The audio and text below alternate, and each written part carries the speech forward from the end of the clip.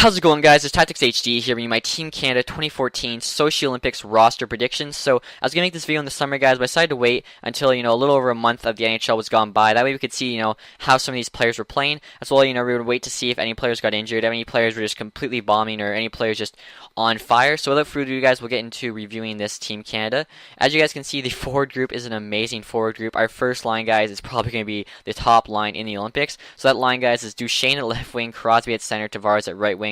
Three natural centers, but I think Tavares and Duchesne can each play on the wing, especially when you got Crosby in the middle. I mean, whoever's playing on Crosby's wings is going to put up points. I could play on Crosby's wing, and I'll somehow put up a point or two in the Olympics. Also, guys, as you can see, I've got Crosby as the captain. Crosby's actually the only returning captain from the 2010 Vancouver Olympic team. Scott Niedermayer, Chris Pronger, and Joe McGinley all aren't going to be on this team. Obviously, two of the three of those players are retired, so I think Crosby can move from the alternate captain to the captain. And like I said, guys, this line's just going to be dirty. Duchesne's on fire right now. Crosby's on fire. Tavares on fire. They're each, the MVP for their teams, in my opinion. So I think this line, guys, is just going to be insane. Second line, guys, we have Rick Nash, Jonathan Toews, Claude Giroux. Toews is also one of our alternate captains, one of our three. Also, obviously, he's the captain for the Blackhawks. He's won 2 Stanley Cups. I think he definitely deserves that alternate captain. And then Nash and Giroux on his wings. Nash is a left winger. Sometimes play right wing, but I don't have a left wing here. Power forward, definitely going to be a good player there. And then Giroux, guys, you might be thinking, why is he on the team maybe? Why is he even on the second line? He's really bad slump right now, but I think he's going to start turning it around along with the Philadelphia Flyers as a whole. And, we've seen what Giroux did a couple years ago, and I think if Giroux's playing with caliber players like Toews and Nash, he can definitely get it turned around, and hopefully does get it turned around for the Olympics. That'd be a really nice line. Third line, guys, we have Jamie Benn, Ryan Getzlaf, and Corey Perry. Obviously, not going to split up Getzlaf and Perry. I think they just have too much good chemistry there to split them up. Playing on Anaheim for however many years now. They even played on the same line in the Olympics in 2010. And I'm going to put Ben on their left wing. Ben actually didn't even get invited to the Olympic camp. He kind of got snuffed out of his invite, but I think he's just been tearing it up right now for Dallas.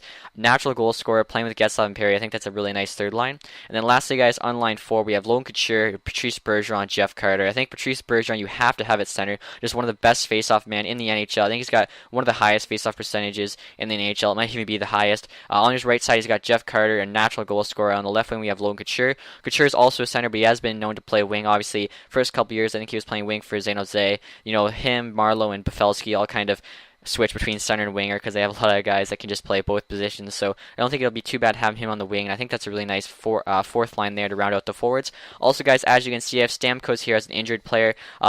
Olympics are 3 months away, and I'm pretty sure I heard something about Stamkos' injury taking 4 to 6 months to recover. So, if a miracle happens and Stamkos is back, I'm probably going to slot him in at the right wing there where Tavares is, and all the right wingers will move down. Giroux will actually skip over Perry, though, to the fourth line. Carter will become a scratch. In regards to the scratches, guys, I've got Eric Staal and Patrick Marleau. I really like my scratches to be experienced players in regards to the Olympics. So both Eric Staal and Patrick Marleau were on the 2010 Vancouver Olympic team that won gold. So they'll be able to come in if they need to, and they know they'll really be expected of them. They know what to expect, and it should be easier transition than having a new guy there. Also, guys, right here I have a picture of just the players that were on the 2010 Olympic team that won gold in Vancouver. So as you guys can see, 5 players not returning: Danny Heatley, Joe McGinley, Brendan Morrow, Mike Richards, Joe Thornton. And then also, guys, Eric Staal and Patrick Marleau are 2 players that are returning, but they're going to be scratches for us. So I think it's going to be a really good mix of new players and old players in regards to the Olympic team.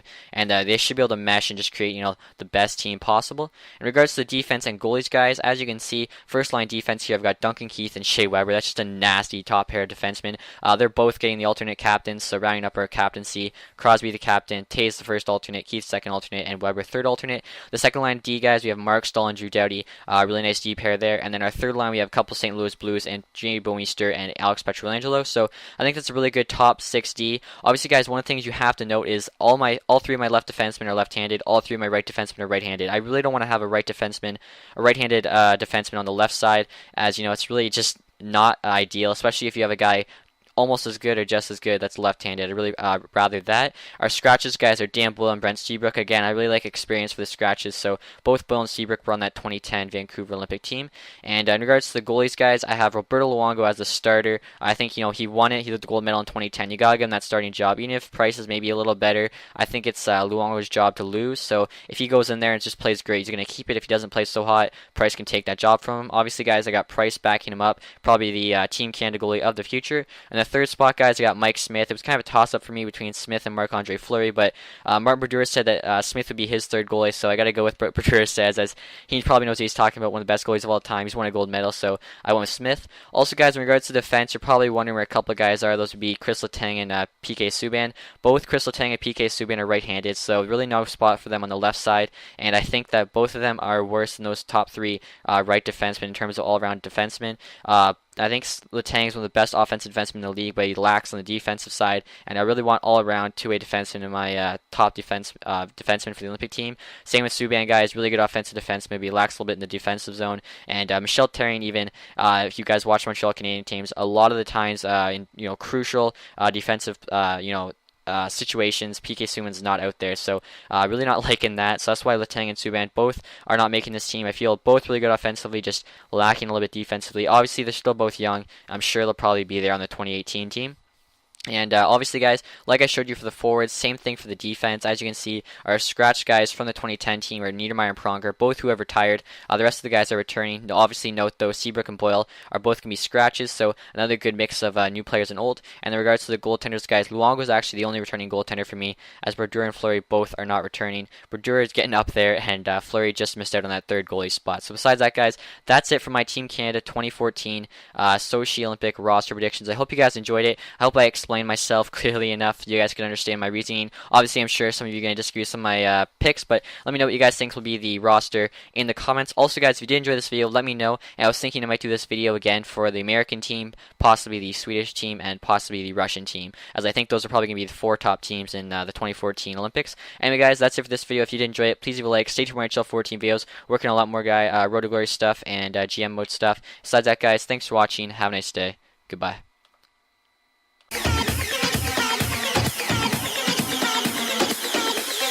It's the kind of beat that go.